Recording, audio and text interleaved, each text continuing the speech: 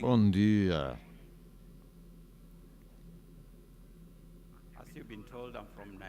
Já falaram que eu sou de Nairobi, Quênia.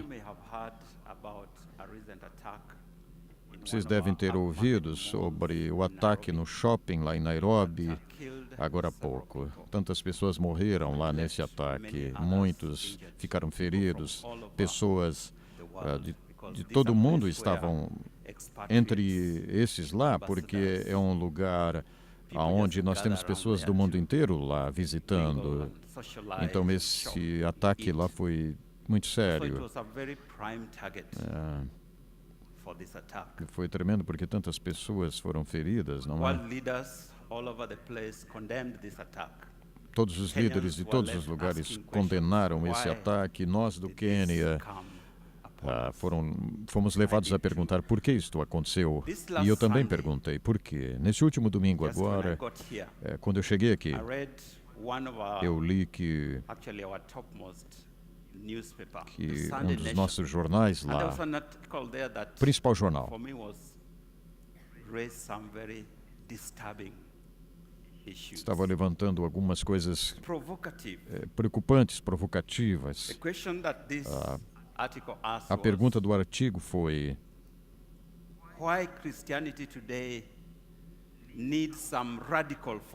por que o cristianismo hoje precisa seguidores radicais? Lá nesse artigo desse jornal, algumas verdades preocupantes.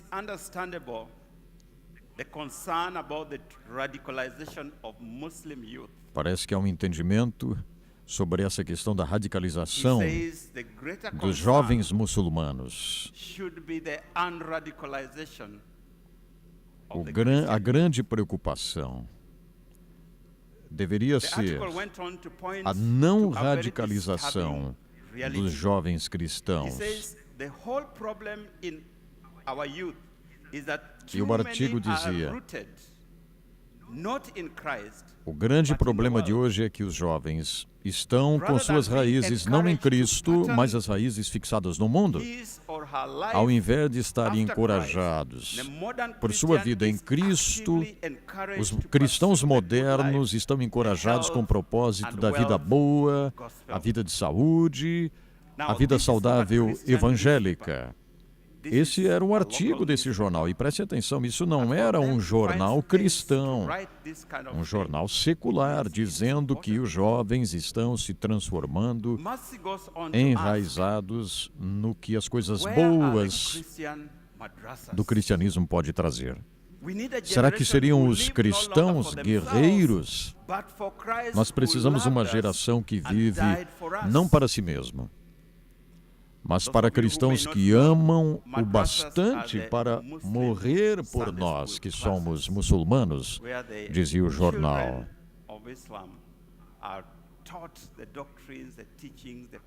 E preste atenção, isso aí estava num jornal não cristão. Vocês sabem que eu tenho que confessar que esse artigo me deixou com uma grande pergunta no meu coração e na minha mente.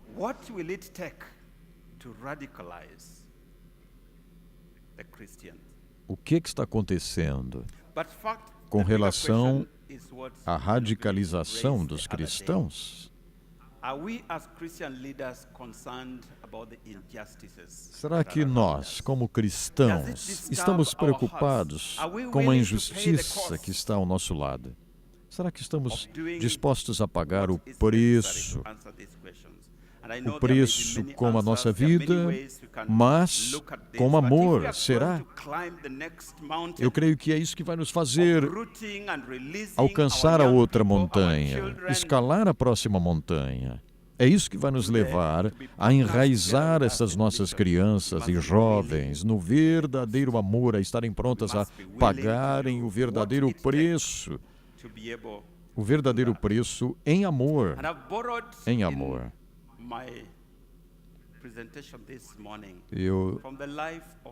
Eu tenho aqui, eu gostaria de mostrar a vocês a estratégia de Mardoqueu. 3 coisas da estratégia de Mardoqueu. O sacrifício de paz. o planejamento estratégico e sendo exatamente disposto a suportar, a ajudar os outros. Nós vemos o primeiro ponto na vida que está registrado em Esther, lá no capítulo 2 e o verso 7. Disposto a se sacrificar como pais, Mardoqueu, ele tomou uma decisão de realmente se sacrificar em favor da sua sobrinha. Ele estava pronto para se sacrificar completamente em favor da sua sobrinha. Nós sabemos que aquela moça não tinha pai ou mãe, e Mardoqueu era um homem cheio de compaixão, que tinha prazer em prover. Nós sabemos que somente a compaixão é que vai fazer uma pessoa amar filho ou filha de outra pessoa. É só o amor sacrificial que vai fazer alguém ser capaz de amar alguém que não nasceu do seu sangue. E o que levou Mardoqueu a dar o passo e a tomar a decisão de ser o pai de Esther? Compaixão.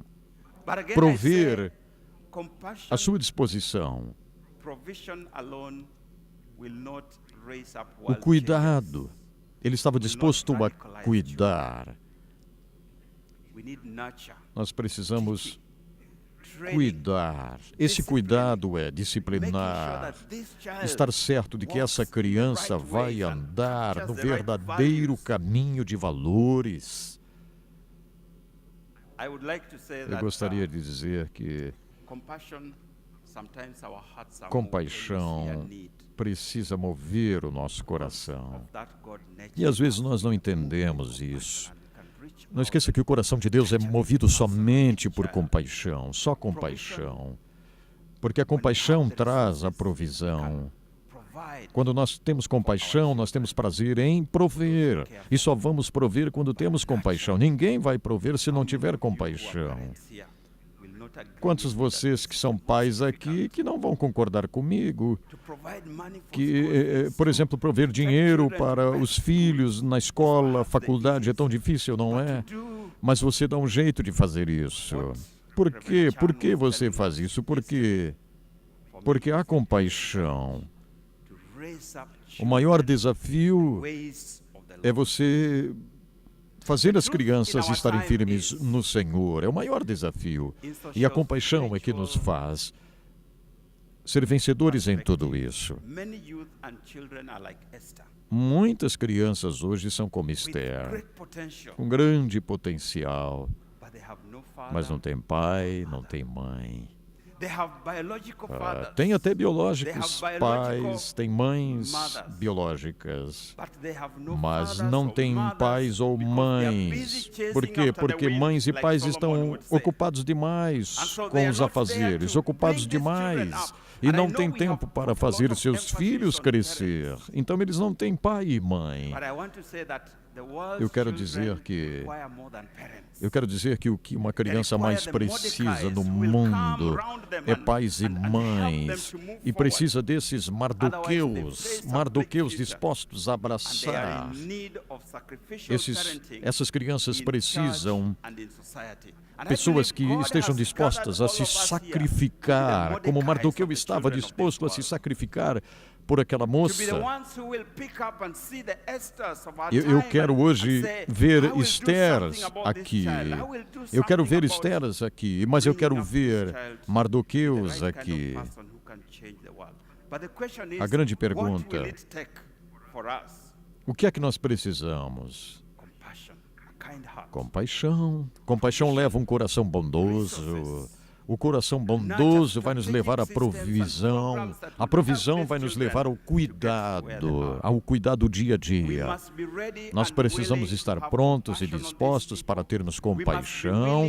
Nós temos que realmente estarmos prontos para darmos todos os recursos para ajudarmos essas crianças, nós temos que estar prontos para termos programas e sistemas que vão ajudar as crianças desse nosso mundo e desse nosso tempo. Eu não estou falando sobre órfãos. Atenção, hoje eu não estou falando sobre órfãos, não. Eu estou falando sobre todas as crianças do mundo, todas. Tantas crianças hoje, espiritualmente e socialmente, muitas estão órfãos, muitos estão órfãos. Para mim, como pastor, muitas vezes, enfim, é tão difícil, não é? Como pastor presidente, veio uma revelação para mim. Quando Davi percebeu que ele estava vivendo num palácio, que Deus estava lá, eu tive um chamado um domingo de manhã, chovendo. Eu estava dirigindo para ir para a igreja e nossas crianças estavam nas tendas lá, porque nós não tínhamos um prédio para as crianças. Elas estavam numa tenda. Então, sempre a gente estava preocupado com os adultos. Construir para os adultos e tal. E as crianças para a escola dominical, nós tínhamos uma tenda. E estava chovendo, estava frio. E eu vi aquelas crianças lá naquele dia tremendo de frio. E eu perguntei, meu Deus, como é que eu posso estar sentado lá dentro do templo, nesse nosso prédio, quando as crianças estão aí nesse frio? Eu lembro que eu entrei lá e eu falei logo com a nossa liderança, dizendo, tem uma coisa muito errada aqui, tem uma coisa muito errada. Nós temos que levantar um prédio para as crianças. E eu disse, vamos lá. Vamos confiar em Deus para a gente construir esse prédio para as crianças. Nós precisamos agora. E nós temos agora. E agora nós temos um prédio para os nossos jovens e as nossas crianças.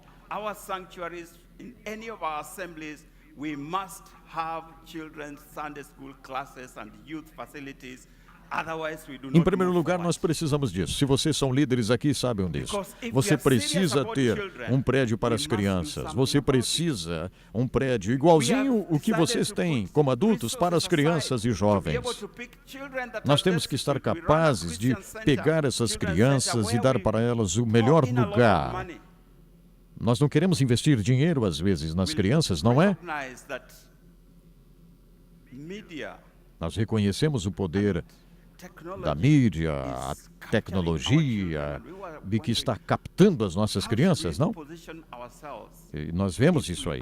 Nós falamos sobre isso a toda hora. É? E eu pensei, como é que nós vamos alcançar as nossas crianças? E aí entramos para o rádio, entramos para a televisão. Estamos agora começando a televisão e o rádio. E você sabe, é tão caro isso, tão caro. E alguém disse, temos que parar com isso. Temos que parar com isso. É muito sério. Alguém disse para mim, vamos cortar o programa de TV e rádio. Aí eu disse, é mesmo? Então vamos parar com uma das nossas igrejas. Vamos fechar uma de nossas igrejas para economizar e vamos continuar com o rádio e a televisão. Porque nós precisamos. Deixa eu mostrar para vocês um vídeo aqui.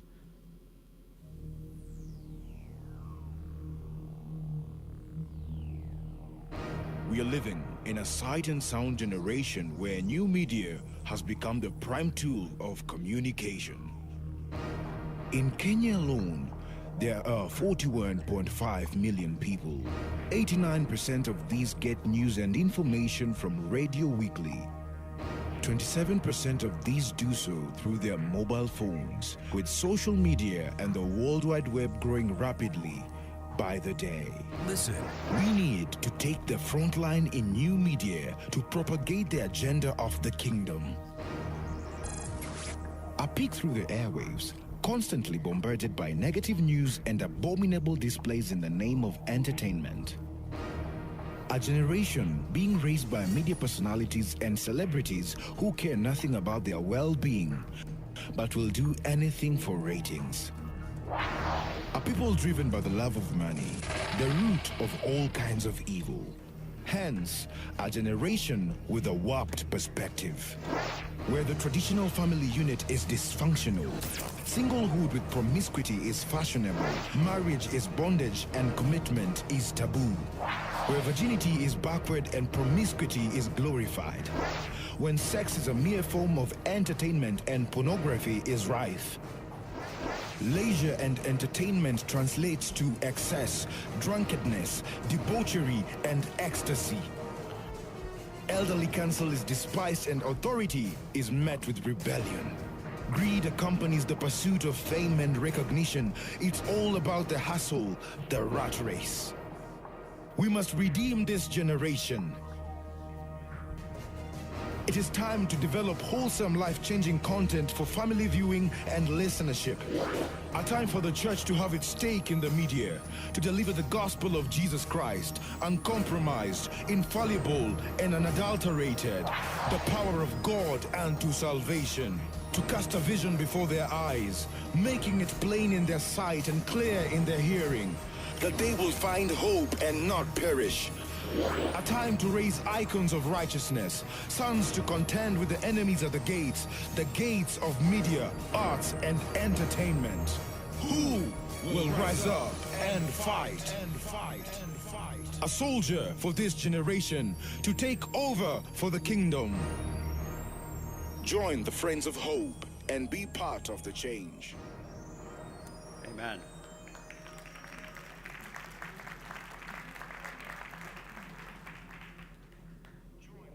If we are going to be part of where the children are going and the youth are going, it will cost us money. But we have to be willing to put in the resources. We were celebrating 10 years of our radio Se station. vamos tomar parte de tudo isso aí, vai custar dinheiro, mas nós temos que estar dispostos a colocar aí nossos fundos. Nós estamos celebrando 10 anos da nossa rádio.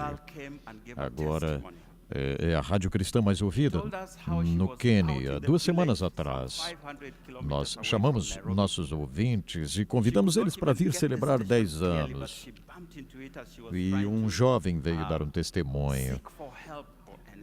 Ela disse, como vivendo tão longe de Nairobi, ela não pegava a rádio tão claro, mas ela fazia de tudo com a antena do rádio para poder ouvir um pouquinho.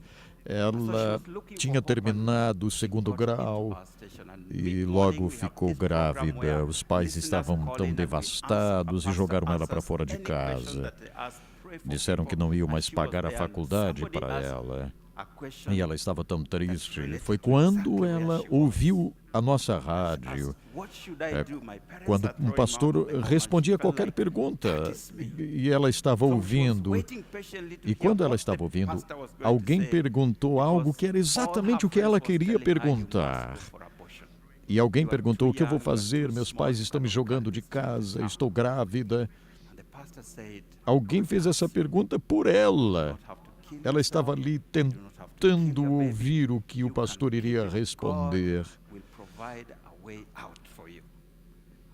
O pastor respondeu, dizendo: Deus te ama, você não precisa se matar, você não precisa matar o seu bebê, mantenha o seu bebê no teu ventre, Deus vai prover. Seus pais podem até abandonar você, mas Deus é o Pai que está te abraçando. E o pastor disse: eu vou orar agora por você e por todos. E o pastor começou a ler os nomes, e ela estava esperando pelo nome dela, mas não foi mencionado o nome. E o pastor então disse: vou orar por estes que eu tenho aqui e por todos os outros. E ela disse: eu estou entre esses outros. E naquela hora ela disse: eu comecei a orar junto com o pastor e eu aceitei a Jesus. E ela mandou a carta pedindo bolsa de estudo para nós. E ela ganhou a bolsa de estudo e ela se formou e agora ela é uma das apresentadoras da nossa rádio. Ela mandou a bolsa, nós demos a bolsa de estudo, ela se formou e hoje ela é uma das nossas apresentadoras. Então veja, há pessoas lá fora que precisam ser alcançadas. Crianças, como esta moça, essa adolescente. Esther estava abandonada. Esther estava abandonada. Ela nem tinha revelado a sua nacionalidade, porque Mardoqueu tinha proibido ela de fazer isso. Em outras palavras, uma segunda coisa que a gente vê aqui é uma posição estratégica. Nós temos que identificar Estéres por aí que estão em lugares estratégicos. Deus tinha colocado essa menina, Esther, num lugar estratégico. Mardoqueu descobriu isso. Mardoqueu descobriu que a pequena Esther estava num lugar estratégico. Então veja, Deus tem um plano com estas crianças, Deus tem um plano. Mas Deus também tem um plano para nós que venhamos descobrir essas crianças que estão nesses lugares e lugares estratégicos. E vai depender de nós fortalecermos isso. Crianças que vão desenvolver algo na política, vão desenvolver algo nas esferas de influências, como a educacional, política, mídia. Olha só, necessita que nós precisamos ter o coração de Deus para descobrirmos isso, para descobrirmos essas Estéres que estão nos lugares certos. Nós precisamos estar dispostos a pagar o preço de suportar ou de ajudar essas crianças. Nós precisamos descobrir isso. Vocês lembram quando Mardoqueu chamou Esther e disse: faça algo, Esther, faça algo. Esther estava com medo de fazer algo diante do rei, mas Mardoqueu desafiou Esther, dizendo: se você não fizer algo, Esther, o teu povo vai morrer, o teu povo vai morrer. Então Mardoqueu, ele convenceu Esther a ir diante do rei. Imagine o risco que Mardoqueu estava colocando para Esther. O rei poderia matar Esther, mas Mardoqueu estava confiante. E Esther disse: eu estou pronta. Se o rei me matar, me matou.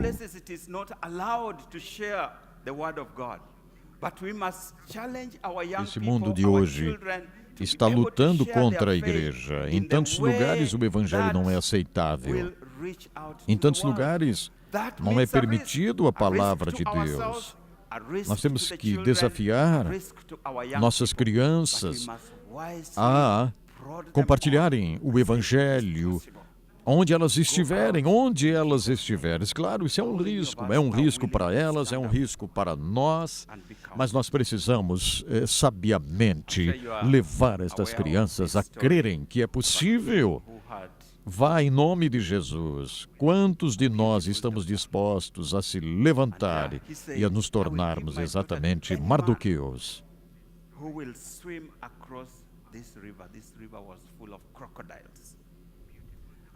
Um rei que tinha uma linda filha, e ele disse: eu vou dar a minha filha para qualquer homem que nade, atravesse esse rio aqui cheio de crocodilos. Eu vou dar a minha filha. Vários jovens correram, olharam para a filha e disseram: eu vou ser aquele que vai atravessar o rio. Ali, aquele rio cheio de crocodilos. Ficaram com pouca coragem. Mas, de repente, um barulho na água. E lá tinha um homem jovem tentando nadar. E foi, e já estava no outro lado. Cansado, atravessou. E o rei disse: aquele é o homem que vai casar a minha filha, vai casar com a minha filha. Então, ei, você ama tanto a filha do rei que você arriscou sua vida? Ele disse: não, alguém me empurrou. Somebody prodded me. Somebody told me it can Alguns be de done. nós aqui não vai pular no rio a não ser que alguém nos empurre, não é? The crocodiles may É, come up. eu não estaria aqui se alguém não tivesse me empurrado. Alguém me empurrou aqui. É por isso que eu estou aqui hoje. Será que vamos empurrar também?